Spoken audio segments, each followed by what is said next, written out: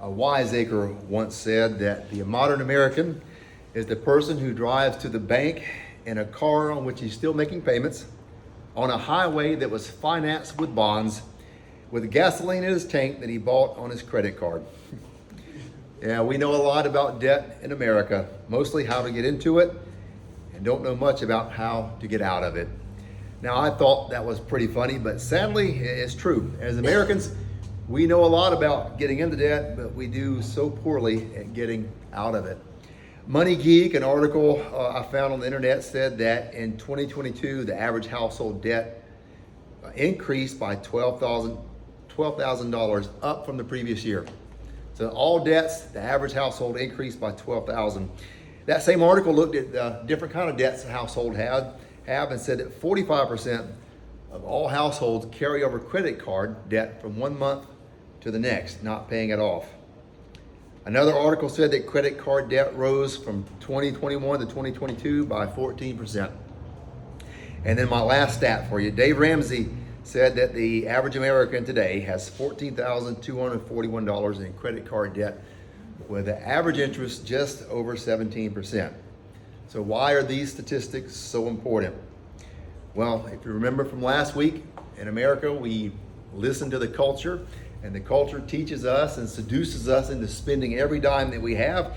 And then when you don't have enough to get all that you want, you borrow from tomorrow's income by using a credit card.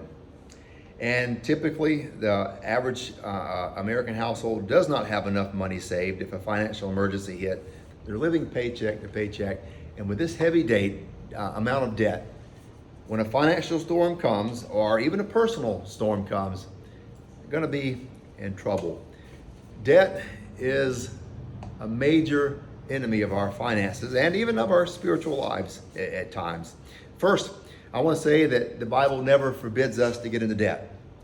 Matter of fact, the Bible sometimes encourages debt between those who have enough to lend to those who don't. And the Bible does not teach that debt in itself is evil. Even though last week I called it negative, the Bible never calls it evil or sinful. You are never considered evil or sinful or wicked if you have some debt. But remember from last week, we talked about good debt versus toxic debt. A good debt would be a mortgage because you're paying on a house, you're going to own it one day, it's going to increase in value, and you can even leave it to your children beyond your years. And that's the idea of a good kind of debt. But then there's toxic debt, which is like our credit card debt and these department store debts and these finance companies and lending companies. It's dangerous, it's hurtful to our finances, and this is the kind of debt that we need to avoid. So the Bible does not tell us to avoid debt at all costs, but we are cautioned, and we need to enter into any kind of debt with extreme caution. And even when it's good debt, we need to enter with extreme caution, and we need to have the idea that we're going to keep debt to a minimum and pay it off as quickly as possible and do as much as we can to stay out of debt as reasonably possible. Financial emergency hits, medical emergency hits, sometimes you don't have a choice, but as much as possible, stay out of debt. Why is debt negative? Now, it's not called sinful, it's not called wicked, it's not called evil, but why would I say that debt is negative? Debt makes presumptions about the future that maybe you shouldn't be making, that you will have the same job or maybe a better job, that you will have your health, or that no more national emergencies or worldwide emergencies are going to happen. You're just assuming that. And you know what happens when you assume, right? I'm not going to finish that statement, but debt makes presumptions about the future that may not be true, and sometimes these are not true. Debt, and this is just an incredible way to word this. Debt transfers your future wealth into the hands of the credit card companies. Why would we want to do that? Debt, we don't think about it that way when we get into debt. We just got to have that new this or that new that, or we need this, we want that. And we don't think about what we're doing, but we're transferring our future into the hands of the finance companies or the credit card companies. Debt promotes discontentment. It's born out of discontentment, and it promotes more discontentment. And we talked about last week how the society is seducing us into debt, and our own weaknesses seduce us into debt. And it just comes from discontentment. Remember what Paul said, that he learned to be content in whatever state that he was in. Now, someone said that he had never been to Georgia when he said that, but he learned to be content in whatever state that he was in. And he wrote that from prison. We need contentment. Discontentment leads us often to debt because we think if we can buy something, it's going to make us happy or bring us what we're looking for. But it doesn't. It just makes us want more. Debt limits your options.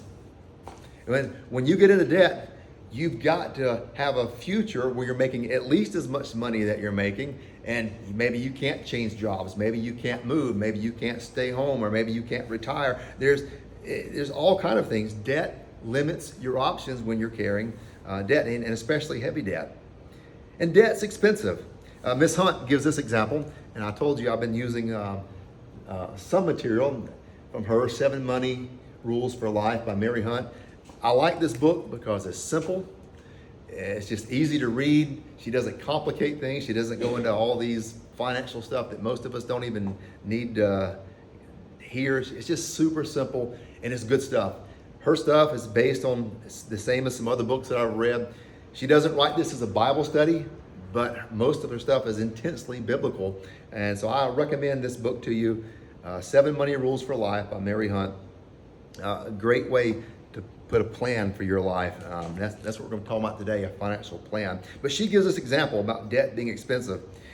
Young couples in love, they decide to get married, and the young man buys an engagement ring for $1,500. He can't afford it. He puts it all on the credit card. Their credit card rate is 22.99%, and making the minimum payment rather, and they only want 4%, right? They said, you can only pay us 4% back at a time. We'll give you a low payment.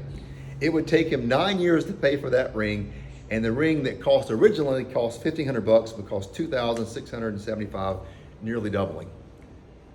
Debt is expensive because of compound interest. And we don't think about that when we want something. We just think, I gotta have it now, and debt's expensive. Debt limits God's activity in your life. What if God had planned on doing something big in our life? What if God had something planned for us where he needed us to leave this thing and to do this thing, and yet we're strapped to debt, we can't do it?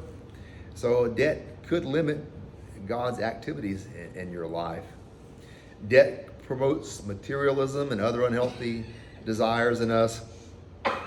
And then debt blurs the line between wants and needs. We think, I've got to have it. Well, not really. I mean, there's a lot of things that I didn't know that I needed till I actually saw them. Once I saw them, I said, I've got to have it. Debt blurs the needs, the lines between a want and a need. And there's probably other reasons you could think of, but debt is a negative thing. The Bible never calls it evil, never calls it sinful. You're not wicked if you have a mortgage on your house or a car payment or anything like that. But we have to use debt with extreme caution, avoid it if all possible, and get out of it as quickly as possible. That's the biblical way. That's debt. Now, freeing yourself from debt as quick as possible is important. Why? The storms of life are coming. Folks, I promise you that. Think about over the past 20 years. I can't remember all of them, but how many financial storms did we had? Remember 9/11 and the plane hit the towers? That caused a storm. I remember watching my retirement. It took years to come back out of that hole. Remember the housing market where the housing market going like crazy, and they're making all these crazy loans, and that crashed, and then our economy tanked with it. Remember COVID when it hit, and how supply chains were down. Everything rose. The prices of things rose like crazy, and wages rose too, but not enough to keep up with the prices of things. I promise you that financial storms are coming. Probably a worldwide storm soon, maybe another national storm, or maybe a personal storm that you have to go through. But I can promise you one thing: financial storms are coming. And you're not going to be ready for them if you're spending every dollar that comes in, if you are chasing down debt because you want to get the things that you can't afford right now. Another reason I think you'll want to get out of debt as fast as possible, you'll have a better relationship with God. So many of the reasons we get into debt are very, very unbiblical. We are too greedy sometimes, too tied to materialistic things. And if we can't afford it, then we'll just put it on a credit. And then we get what we want. And so many times God may be saying no to something, but you don't really need God's permission when you got a credit card, do you? Yeah, you do what you want to do. When you get out of debt, you'll have a better relationship with God, I believe. A happier life, my goodness, the stresses of finances. And folks, I'm gonna tell you, in our life, we've made some decisions, like homeschooling, for instance, that led to some pretty, hard financial times and stressful financial times. We thought it was right for us, and we did it, and I would do it again in a heartbeat. But I'm gonna tell you, life's a lot happier now when the financial stress are gone. See my wife smiling right there? Happy wife, happy life, right? But if I had to do it again, I would do it in a heartbeat because I love my boys. I think we made the right decision for them. But life is happier when there's less financial stress. And then when you get out of debt, you're protecting your family. Because debt not only hurts you, it hurts the people around you. There's nothing that you do that impacts only you. Everything you do impacts you and the people around you, whether it be the good or the bad. And sometimes when you carry heavy debt, you are putting your family at risk. And then it's just the biblical way. If there was no other reason, this was the only thing, it's just the biblical way to get out of debt as fast as possible and to avoid it. The Bible does not consider debt as sin. If you've got a mortgage and a car payment, again, I'm not saying that that's a sin. But what I am saying is that when we recklessly borrow money to finance all the things that we want, that we can't afford, and we take tomorrow's income so we can have this stuff today and we put it on credit, that is wrong, it's reckless, it's irresponsible, and it's dangerous. Now, there may be people that have had a series of bad luck. Financial storms have come, medical emergencies have hit, and other emergencies, and you don't have a choice. I'm not saying that you have done something wrong to get into debt, because, we've carried medical debt too. I mean, I've had a surgery one time that we couldn't afford. Insurance didn't pay for it, had to have it. And we paid on that thing for years. Carried debt. Didn't like it, but it happened. So that stuff's happened. But what I'm talking about is being reckless with your money and spending every dollar you make, not saving anything, and borrowing tomorrow's income to have all the stuff that you want today. That is a problem. It's a problem in America. And in the church now, we're acting just like the world. The culture has seduced us into thinking that way and living that way and acting that way. But what we need is God's wisdom, not the culture of the world. So today, I want us to think about creating a financial plan based on God's ways and His Word. But first, I want to go back to those principles from last week, because your plan needs to be based on these 6 guiding principles. If you want to read 7 principles for life, you can read Miss Hunt's book, and she gives a little bit different, but I just want to stick with mostly what I think are strongly scriptural values that we need to put into a plan. Think and act biblically regarding your finances. I'm not going to re-preach all of these, but that was last week's sermon. Go back and listen to it if you want to hear it. But we got to learn to think and act biblically in our mind, in our hearts, and in our actions, rather than living like the culture. Spend less than you earn, ideally far less. That's pretty self-evident. Save for the future. We're going to talk about that when we talk about our plan. Commit to live debt-free as much as possible. And again, it's not always possible. I think it's very smart to be owning your own home, or at least paying on for it every month, as opposed to paying rent, if possible. That means carrying a mortgage. That's debt. That sometimes you have to do that. But as much as possible, commit to living debt-free. Honor God with your finances, and then create a biblical plan and follow that plan. And that's what we're talking about this morning, creating a biblical plan based on God's wisdom and living by that plan. Let me give you 2 scriptures. Proverbs 21:20. Precious treasure and oil are in the dwelling of a wise person, but a fool consumes them. And this is a heavily agricultural verse here. The precious treasures, these are probably more agricultural type things. Produce, animals, crops that yield. That's the precious treasures, most likely. And the oil is olive oil, not crude oil, okay? We're not talking about Texas billionaires who got their crude. This is olive oil. Olive oil was seen as a necessity. They cooked with it. They burned their little candles with it. But when you had lots of it, it was a means of measuring wealth as well. So precious treasure and oil are in the dwelling place of the wise person. In so many of the Proverbs, they contrast the wise versus the fool. But here's the fool. The fool consumes them. And if you read, I was going to share this proverb with a lot of different versions because a lot of it says the fool gulps it down and the fool eats them up. It's a digestive analogy. And I like what one commentator said. He said the fool is presented as one big digestive tract. Consume, consume, consume. The wise person saves, saves, saves. The fool consumes, consumes, consumes. That's the analogy. And then you look at Proverbs 21:5 to go along with that. Good planning and hard work lead to prosperity, but hasty shortcuts lead to poverty. And again, the fool is taking the shortcut. I want it now. I'll mortgage my future away so I can have what I want. I can have it right now. That leads to poverty. The wise person says, I'm going to plan. I'm going to use God's wisdom and I'm going to create a plan and I'm going to have things and I can use my money for God's work and I'm going to do it God's way. That involves a plan. So the message today is point number 6 from our 6 principles. We need a plan to do things God's way. What if we really believe what was printed on our money? In God we trust. Now, we probably all had credit cards, right? Have you ever seen that printed on a credit card? I didn't think so. Because the credit card says, hey, you don't have to trust God. You got plastic. You don't even need God's permission. You got plastic, right? You'll never see that on a credit card. If you do, take a picture of it because I want to see it and document it. But what if we really believe what was printed on our money, that motto, in God we trust? I think if we did, we would take the time to discover God's wisdom, commit to living God's wisdom, and then we would apply that wisdom to our own lives in a financial plan. And we'd live by that plan and would stick to it. Now, there's no cookie cutter approach to planning.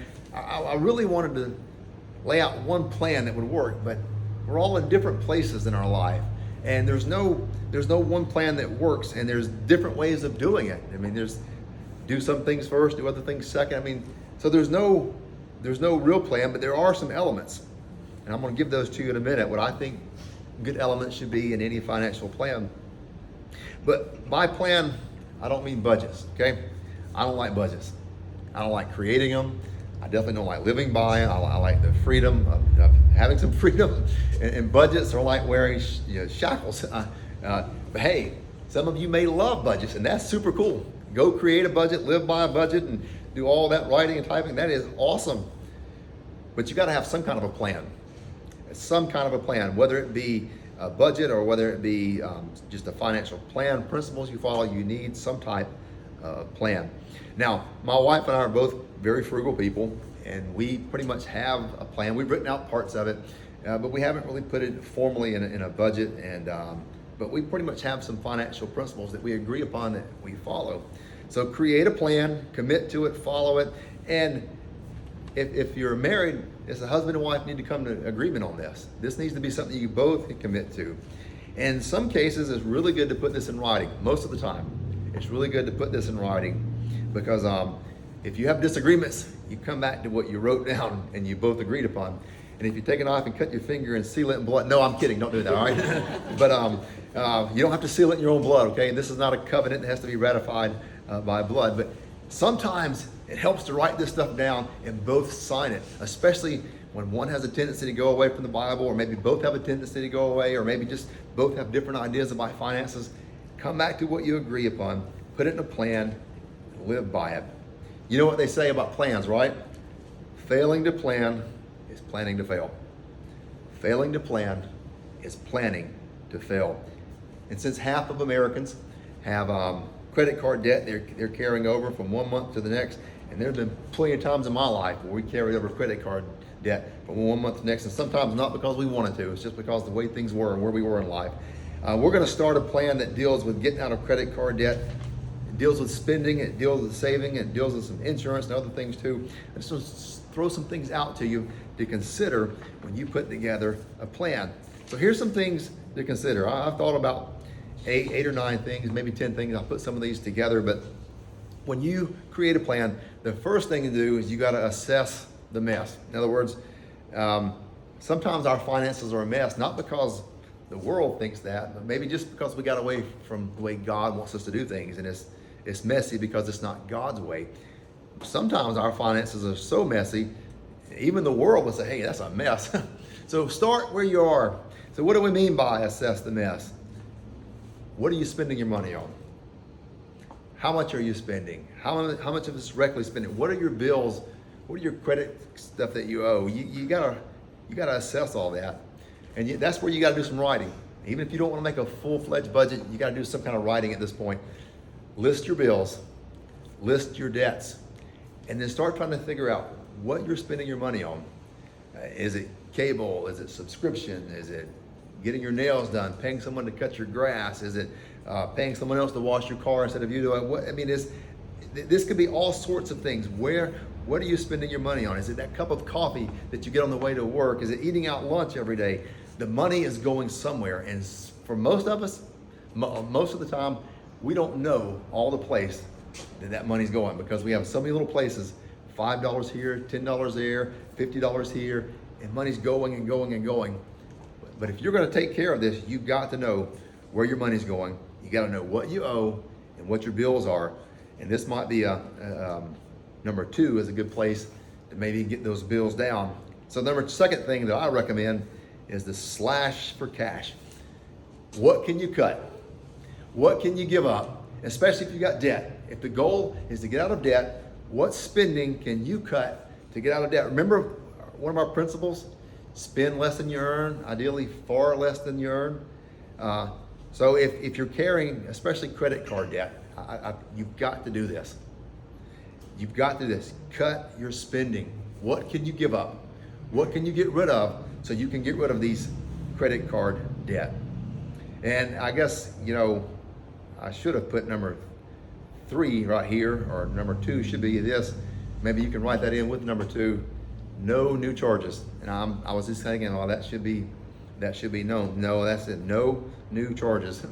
You can't use the credit card anymore unless it's a dire emergency. And by dire emergency, if your kid needs medicine, you can't afford it, you go put it on the credit card. But anything else, you don't use credit. You stop spending and you start cutting your budget, and you're creating cash. Now, number 3 and 4 are some things that maybe doesn't apply to you, maybe it does. I remember as a young man, young family, we first started applying these things. I was the only one working, or the main income coming in.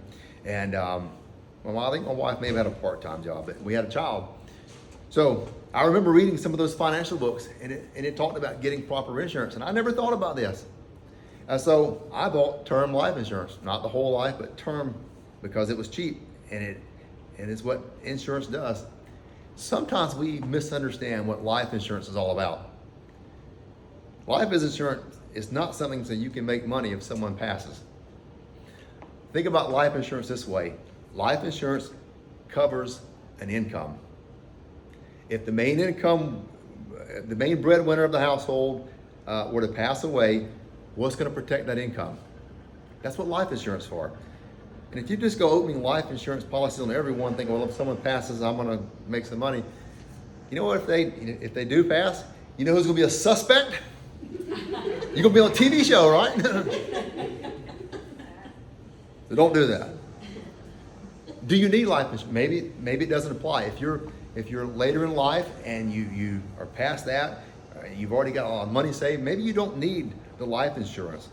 But for me as a young man, when I first did this, one of the first things that I did, because I had a family depending on my income, I bought life insurance. And I think we put a very small amount on Diane as well, but the main went on me because it was the income.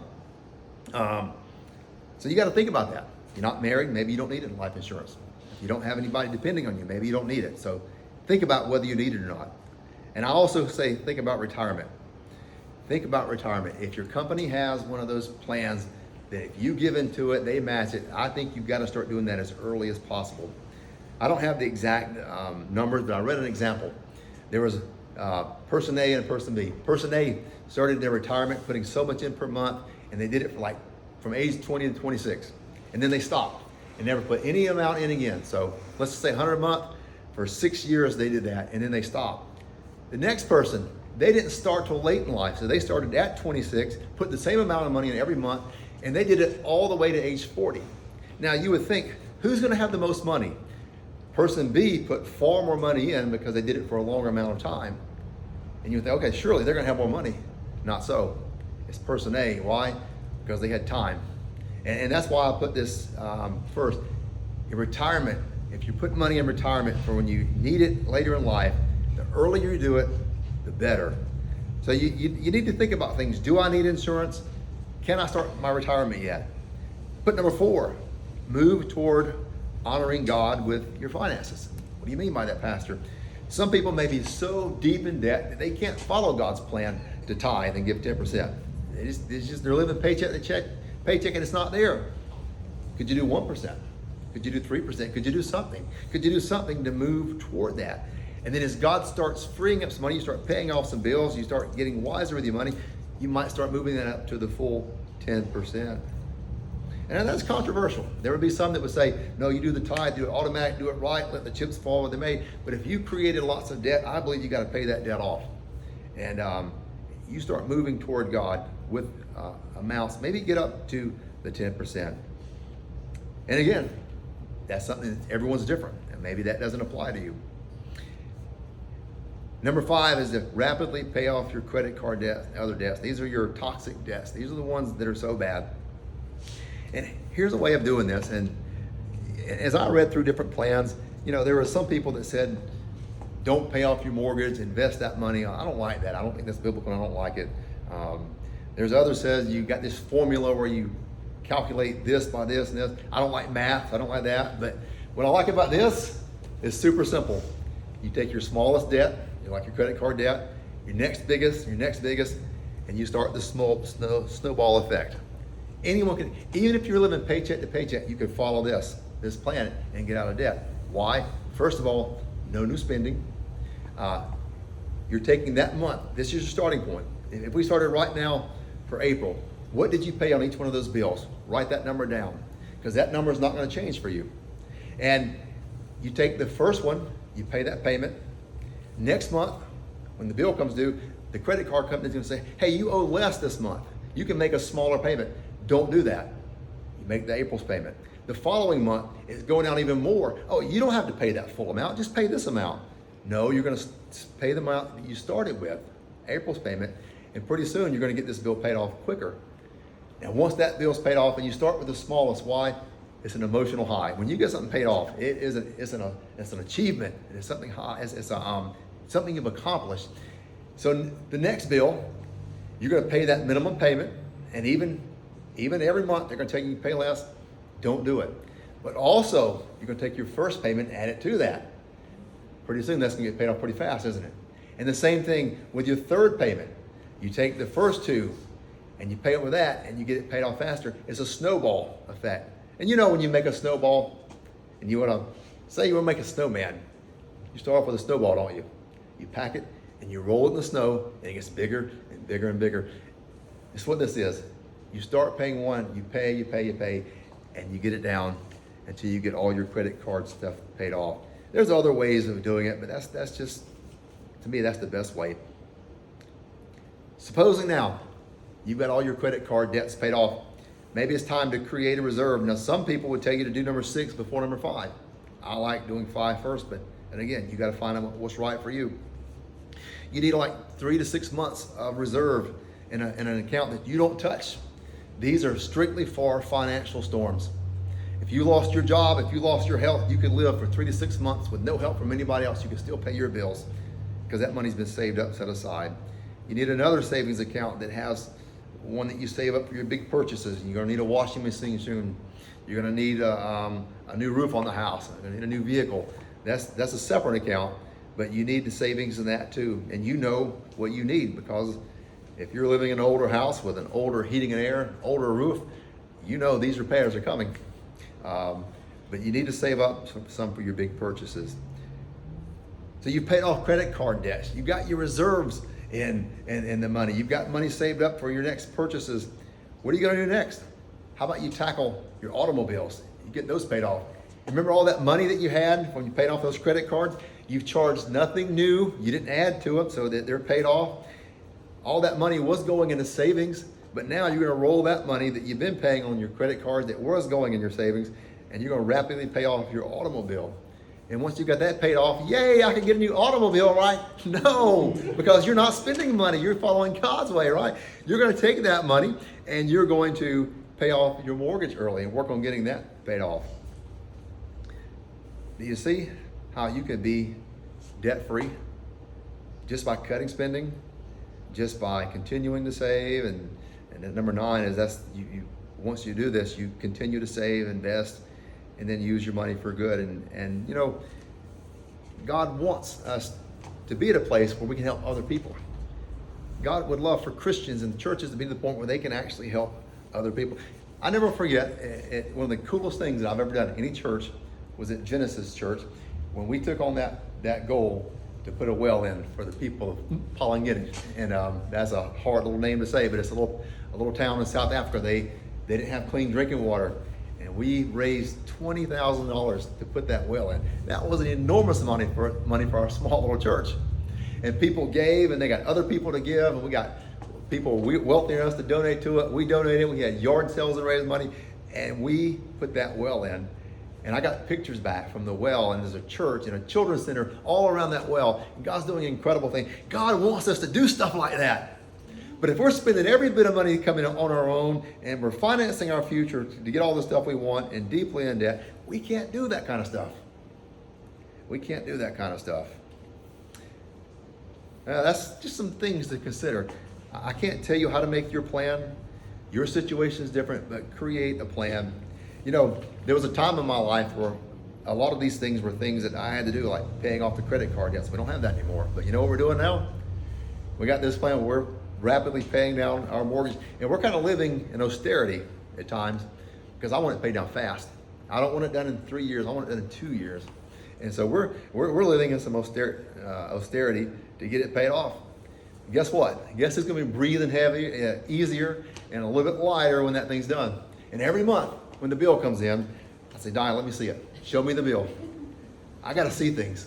And I say, okay, here's our balance. It's going down. Every month I can watch it drop every month, dropping. And I got it figured out when it's going to get down to 0. And I get excited. But folks, we need a plan. You need a plan. And that plan's got to be based on God's wisdom. And when I make recommend to you to use a resource like this, like Miss Mary Hunt, she's intensely practical, and she's not writing as a Bible study, even though she is a Christian. But if you follow this, it's just good practical advice and stuff I can agree with. And she was in debt. She married, this is kind of cool, her story. She married a banker, and behind his back, and maybe even something like that, she just ran up $100,000 in debt. Said it took him 13 years to get out of debt, out of all that toxic debt. She said, had she known these principles that she's giving you, she could have done it in 5 years. This is good stuff. Just if you're not strong with finances, that is a great resource to get. And I told you, I'm not great with math. I don't like number crunching, and I turn to people like that, like Miss Hunt, and I just think it's a great resource. Let me just leave one more thing of information with you. Some ways not to get out of debt. We often think if I just had a better paying job, I could pay my debt. No, you wouldn't. You would spend more. The problem isn't so much you need a better paying job, although at times that may be. Most of the time it's a spending issue. So a better paying job is not the way to do it. Cut your spending. Take care of these issues that are causing it right now. Bankruptcy. The Bible talks about the person who borrows money and doesn't pay it back and calls them wicked. There are times where that's the only option, and I get that, especially when there's heavy medical bills or something. But that ought to be an absolute last resort when there's no other resort. The Bible talks about us paying off our debts. Home equity loans. I hate them. Can't stand them. They work for some people, but for most people, here's what happened. You run up all this credit card debt. You now roll it over into your mortgage, and you're paying for it. Guess what happens if you don't pay a credit card debt? Do they take your house away? If you don't pay a home equity loan, do they take your house away? The goal is to get that house paid for. So why roll your credit card debts into your home equity just to make it easier? I don't like that. I really don't like it. And here's what I've seen happen again and again. When you do something like that, it's easy. You go sign a few papers, your debt's gone, You never learn the lessons. The things that got you into debt are the things that are still part of your life, thinking like the culture, spending, not saving, and you get right back into debt again. And now you got a home equity loan plus all these new credit card debts. I like the word austerity, not home equity loan. Learn to live tight. Learn to be frugal. Learn to cut spending. Get rid of those debts that way, not by signing some piece of paper. Those third-party credit companies, listen, there are so many scammers out there. Oh my goodness. People are getting scammed left and right today by these companies calling up saying, hey, we can get you out of debt. Don't listen to them. Don't use one of those. Even when they're legitimate, it hurts your credit card, your credit scores to do that. These debt selling companies, stay away from that. How am I getting out of debt? I'm going to cut spending. I'm going to snowball my way out of debt by paying these things off. And when God gets me out of debt, I'm going to stay out of debt as much as possible. And there are times where you do need to get in debt. Someone starting a business, they're going to have debt. If you're buying a car, you're usually going to have some debt. When you're buying a house, you're going to have some debt. You have medical bills, you're going to have some debt. There are times where you've got to have some. It's not sinful, it's not wrong, but as much as lies in you, get rid of debt, stay out of debt, and move forward that way.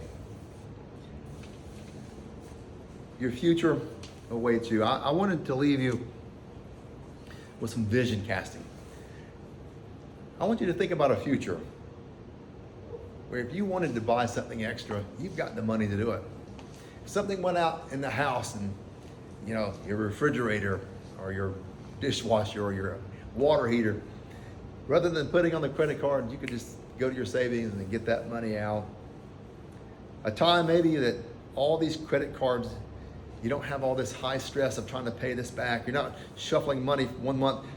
How am I going to pay everything? All that stress. Can you imagine a life where all that's gone? The stress is gone. You know, you've got the security of knowing that you got money in the bank if a storm comes up. Let me take this vision a little bit further. What if you got so into God's way that you are even using your money now to help others less fortunate? Think in the blessings, how close you would feel to God and the reward of giving all of your life to God and using your finances for His glory. It's not going to happen when we're spending every dime that comes in, not saving, and then getting heavy into credit card debt. It's not going to happen that way. But we get out of debt, start doing things God's way. We can be God's man and God's woman doing His agent in this world. And imagine when you get to heaven that one day, and God says, well done, my good and faithful servant. And He talks about all the people you blessed. And maybe you see some people in heaven just because of how you helped them out and maybe at a difficult time. Not only did you offer spiritual words, but you offer some other help as well. We can be that. We can be that person. Rather than being the one that's struggling all the time, we can be the one who's helping others. You know, I've told you before that me and Diane live by these principles. There are times where we had to live by these principles. There was no other options. But there were times where we didn't have to, and we chose to anyway, because these are just good principles. They work, and they're God's ways. But when I had to step out of the ministry, I lost my income just like that. And I remember having to take another job and find something really, really fast. Because while we'd caught most of our debt up, there was just no savings, because we were catching debt up. At least the debt was gone when that happened. But I remember thinking, we're going to be okay. God's taking care of us. You know, work came in. There's a lot more work than I wanted to do, but work came in. Sometimes it was working 7 days a week, but many days, 7 days a week. But God took care of us. I remember us going to district assembly. And this is right after it all happened. And we still were tight. And it would have been easy to say, no, we can't afford this. But they were passing out these little cards for anyone who wants to adopt a child financially in another country. And we took one of those cards.